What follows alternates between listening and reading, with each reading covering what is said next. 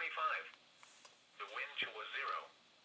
The pressure was 30.49 inches and falling.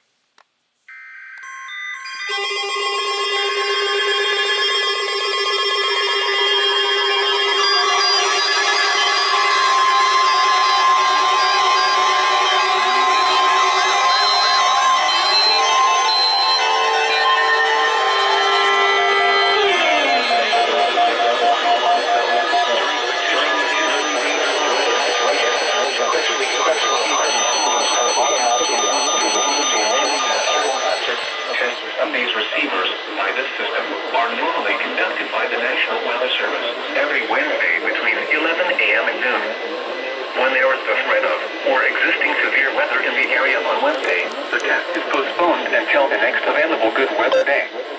The warning alarm, transmitted over National Weather Service radio stations in north central and northeast Illinois, will be activated for watches and warnings, affecting all counties in north central and northeast Illinois, as well as counties in far northwest Indiana.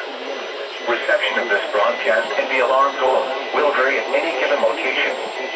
This variability, normally more noticeable at a distance from a given transmitter, will occur even though you are using a good quality receiver in perfect working order.